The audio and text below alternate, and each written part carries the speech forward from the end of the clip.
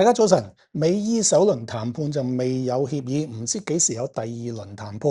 咁美國宣布就會封鎖喺呢個波斯灣同埋阿曼灣嘅所有伊朗港口。咁啊，油價急升1成，而美指期貨就顯著下跌㗎。今朝早港股市前分析，講題係中國重汽308待升破45.78。陰陽燭日線圖上面咧。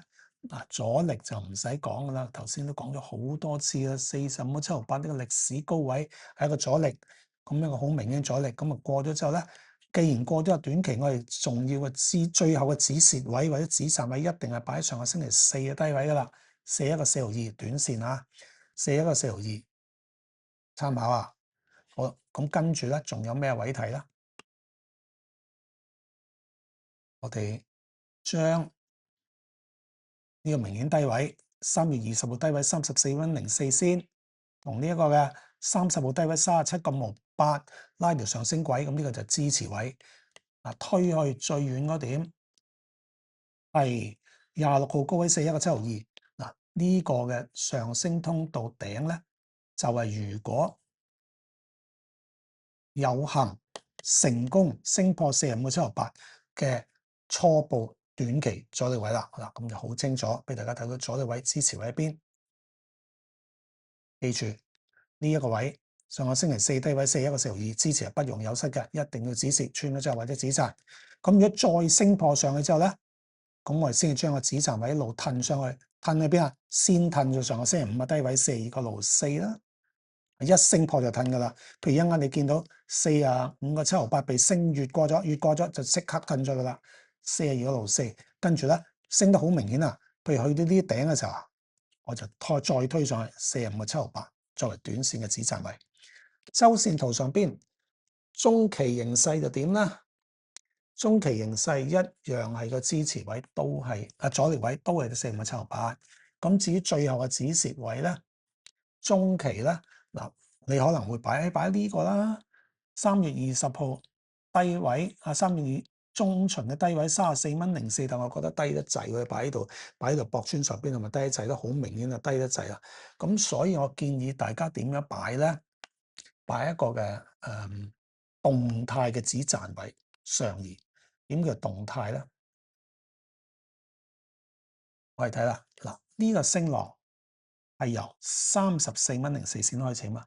暫時升到45蚊，咁喺呢一刻，我哋嘅止賺位咧就擺喺回落嘅而家咁樣向上突破，我覺得擺喺回落嘅0.382先啦，0.382倍量度跌幅目標，即係40.81蚊，40.81先3。咩叫動態咧？因為呢個可以再升上，如果再升上，譬如舉個例，佢升到上呢度，咁你就即刻咧。再推上39.73先，sorry， 41.07先9。